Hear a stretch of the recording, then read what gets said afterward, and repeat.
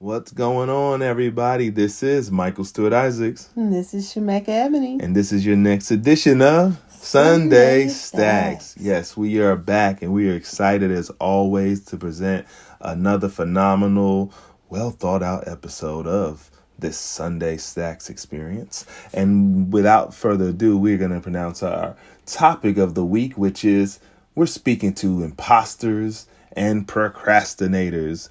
Yes. Am I talking to you? Are you an imposter or someone who's ever said, I might be feeling imposter syndrome for a position that you don't quite feel qualified for? Or are you a procrastinator that doesn't really get the things done that you say you're going to get done, or you push it off till later on and then you're wondering why you don't get the results or new problems present themselves? So we're just going to talk right to all of y'all today with this episode of Sunday Stacks. And, Shemekka, what are your thoughts about imposters and procrastinators? Oh, well, I've had the wonderful pleasure of working with both, whether self-identified or discerned, having the opportunity to grasp the lived experience of those that face these things. As a leadership coach, I have scholars that I coach that have identified with imposter syndrome, or what we teach as imposter phenomenon. Or what I would like to say is that, these are the imaginations and suggestions wanting us to kind of respond to it. And sometimes in those cases, we take on ownership of losing who we are and not knowing who we are in our identity, that we become what people around us want us to be. And it may not necessarily align or feel right in our spirit. And so that's where that imposter portion comes in.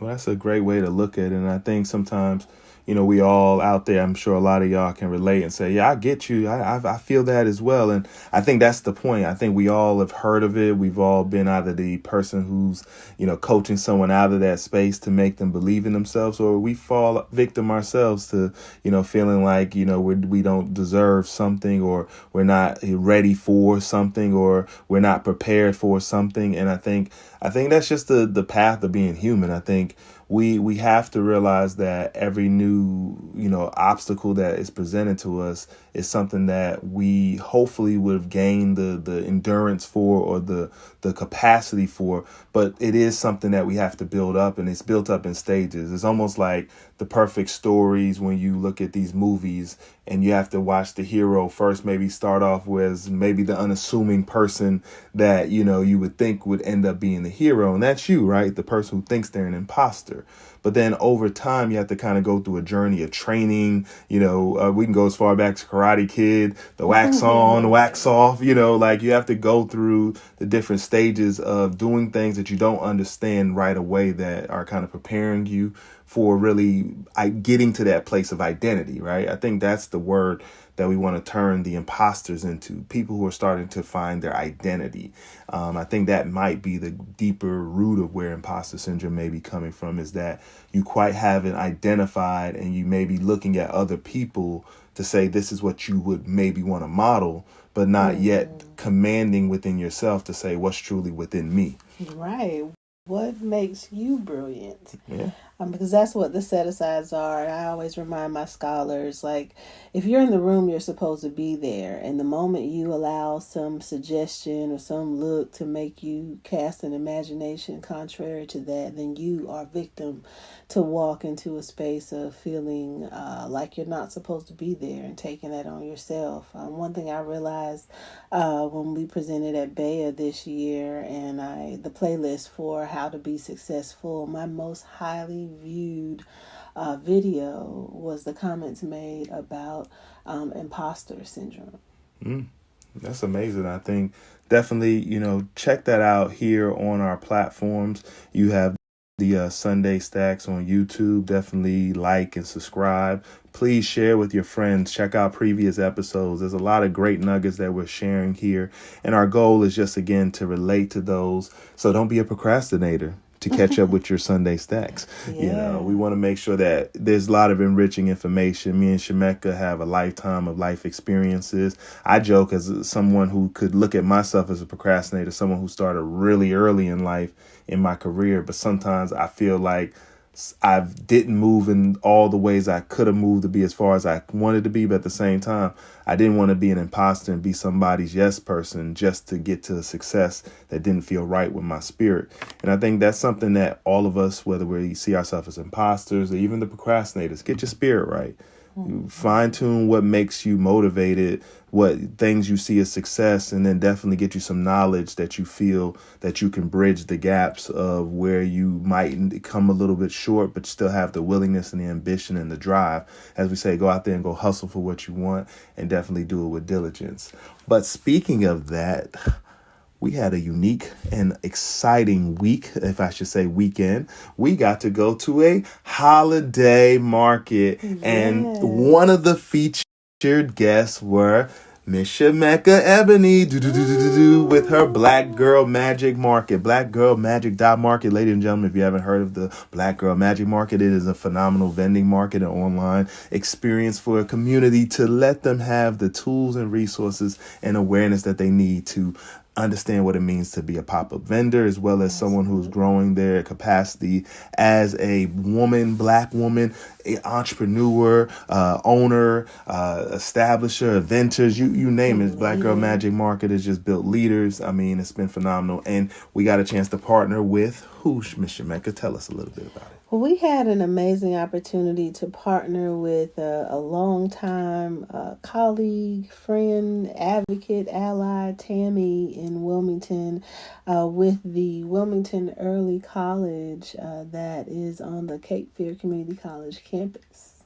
That is awesome. And I mean, the experience was amazing. I think they do a yearly holiday market where they invite the community out to see different entrepreneurs who are sharing their different crafts. I mean, it was a great experience of community as well as entrepreneurs coming from all around North Carolina and different parts to basically showcase what they wanted to sell to people for gifts and presents for the holiday season. And just the energy was just amazing in regards to just seeing people come together and really showcase, the talents that manifest in all of us. I saw so much creative arts, so many different crafts, and just to think that though you can paint something one way or, put something in a frame one way, someone's eye, someone's talent, it's always unique and beautiful. And this was something that was nice to see in this community, in this environment, this event. Absolutely. I was able to share resources with other women business owners and entrepreneurs. We have some incredible stories we were able to share while I'm getting naked in sanctuary life with more people. I got to see old friends. It was powerful to be in that building. That was a building that I was actually attending community college when I felt my pull for healing. I went back even after my bachelor's degree to pursue trying to get into the Cape Fear Community College nursing school. But here, fast forward now, my healing the nations has come in so many various ways that, that was my exceedingly and abundantly and above all things is what I'm living now compared to my limited experience to think that just being a nurse was going to answer that call. God has just exceeded those expectations and pursuit. It's amazing. I thank you. And, us here at Sunday Stacks, we're producers, as the people know collectively as the I Am Brilliant. And we were able to just engage and connect with the community, almost serving as like a community media to really document, highlight these moments when people gather together, trying to continue to combat and fight, what people think is a stale nation. But I see a bunch of leaders and roaring entrepreneurs finding ways to, make a dollar, connect with their community and truly give their talents and their gifts. And we're just super excited when we're able to connect in such an amazing way with community leaders and people who have such a good heart to produce these events. And not only important, there were so many young people in the building, right? And so that was just inspiring because to see the young people who are sparking out there to be entrepreneurs today, right? We talk about with our theme today, imposters and procrastinators, right? Wow, what an amazing way to remove imposters and procrastinators by simply just having our young people see what we're out here striving to do as budding entrepreneurs. Let's not slow their development until they turn into their 20s or in their 30s or any position of desperation. Let's teach them early when they're young, when we're learning and reading the books and watching the YouTube, videos and doing all those, of course, like and subscribing to Sunday Stack, where you can get those inspiring gems as well as business knowledge and tips. But again, just seeing the young people and just watching how they were just gravitating to seeing the ones that had booths themselves selling, to seeing the ones who were out there, with the group, the school, they were just greeting us. They were so helpful. It's just something super inspiring to see the next generation not be riddled with negativity, but seeing the positive, influences that can really foster the, great leaders that we could look forward to celebrating in the years to come. Absolutely. I was grateful to be back in the area, to reconnect and then set intentions. They specifically invited Black Girl Magic Market months ago to kind of bring my tribe into the environment community. So testing it out, creating the experience and prepping the atmosphere has me certainly looking forward to creating even a larger section so more Black Girl Magic Market partners can come. Sign up soon for next year in November this time. So definitely looking for more connections. It showed what's possible when organizations partner with Black Girl Magic Market to create vending experiences.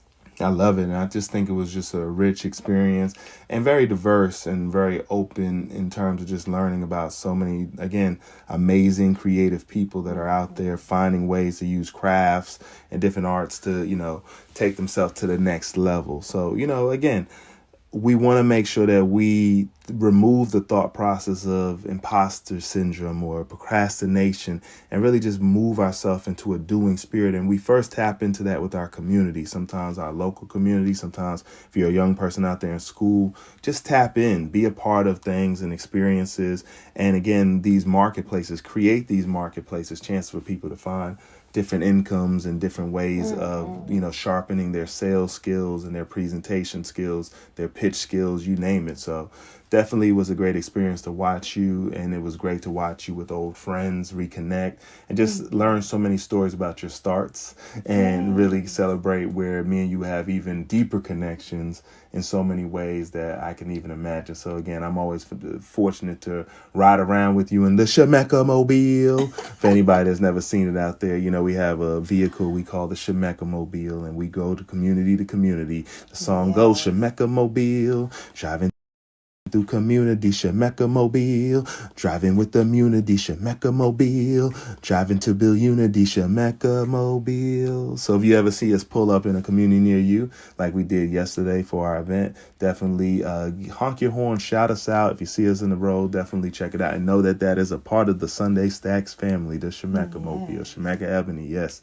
But yes, for those out there who follow us through all our platforms, we got it. I Am Brilliant, Shemekka's got her Instagram. Follow us, like and subscribe on Instagram, this YouTube channel. We have a I Am Brilliant YouTube channel. Check out all of what we're out here doing as we're constantly trying to uplift positive messages, as well as keep it honest and 100 and tell the truth. And with that said, it is our time for our favorite topic of the week. We call it the Whiz of the Week. And as we are staying with the concept of imposter syndrome as well as procrastinators, we definitely want to look at some unique stories that have hit the headlines that if for the imposters out there and for the procrastinators, this one is a doozy. These headlines were very amazing. So we chose very carefully to look at various stories that fit the mold of the Whiz of the Week. And we couldn't just choose one this week. We found two.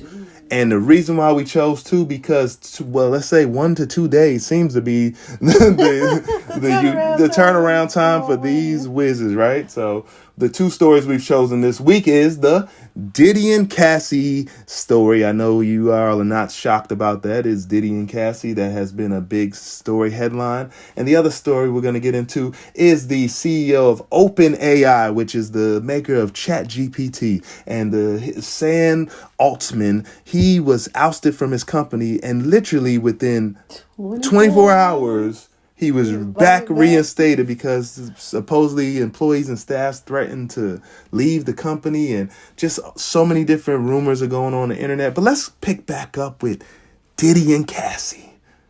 Oh my goodness. What a whirlwind too, right? There's another story that just jumped out there at you and seemed to be over as fast as the bombshell was dropped. Oh, 24 hours on that too? 24 hours seems to be the public side of it. The public side, yes. From what we're gathering, right, we're not your normal newscasters, but we are podcasters. And we definitely want to highlight how the news of Sean Diddy Combs was, I guess, needless to say, alarming. That he had such allegations cast of his longtime love interest and girlfriend, Cassie, known to most people as a former singer. She's done acting and so many various other things, very talented. And her and Sean Puffy P. Diddy Combs have had a long-term relationship. And Puffy is not a stranger to controversy over the last few weeks, as he's been going through his lawsuits with the Diageo in regards to his liquor rights and all those situations, as well as what's been going on, as we've talked on previous Sunday Stack shows, in regards to the so-called person who's involved in the Tupac shooting, naming names over the last few months. So it's been a lot in this man's thing. But what are your thoughts in regards to the quick turnaround of allegations as strong as these? What would you think the reasons are? Or, we want to make sure, of course, if Cassie is feeling any victimization in this situation, all blessings, and, we raise her up in this moment to heal. And, we're all about healing here, in our world. So we just wish her nothing but healing, however this had to get settled. But as far as just these allegations, I mean, we're going beyond just, violations to even hearing about people's cars being, blown up. It's like, you just don't bury this once you, just because it financially got settled. So you have any thoughts on that? Yeah, I think it's something, the reason why this made the Wiz of the Week, because again, these are individuals with a private fight that the media gets to pick and choose to highlight and elevate for a tool of mass distraction. When we look at this case and the quick turnaround of it settling, it's made our community unsettled. But the truth of the matter is the other perpetrators that aren't getting their day are the people that saw this ecosystem work. Cassie wouldn't have a story. She wouldn't even have an imagination. She's not like a movie writer, so she can't make this script up. So everyone that's involved that she was ready to name drop on has to sit there and think about their role and who made those hotel reservations, who called them other people and brought them in, who was around, who was driving the car. All of these complacent partners, or I would even say, for the benefit of the doubt, the innocent people that because of their employment was forced to go along with this. What are you going to do now? What a question. I mean, I think that's definitely where we would leave that for all of us in the audience, is just where do we go from here now? So as far as both, Wiz of the Week with Diddy and Cassie, as well as the OpenAI story, we definitely invite you all to leave your comments and your considerations for this entire episode in regards to imposters as well as procrastinators.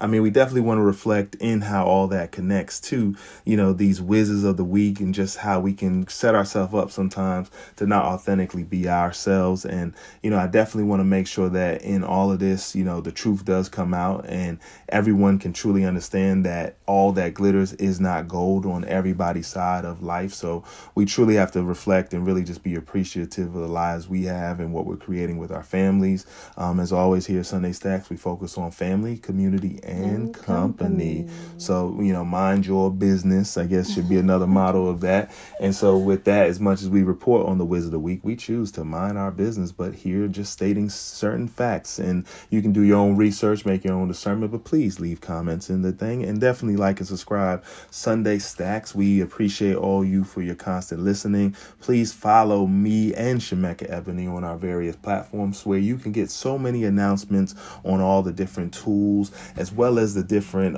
projects that we're working on in our work. So we're definitely excited. We're going to leave some links in the description. In our description. Yes. I want to also just shout out celebration and share for me this week with an organization, a new company that was just recently featured in Forbes, but the Forum platform to amplify peer-to-peer support. I'm a group facilitator, and we'll be launching our leadership sessions on that platform, so check them out. Recently featured in Forbes magazine, so big shout out to them.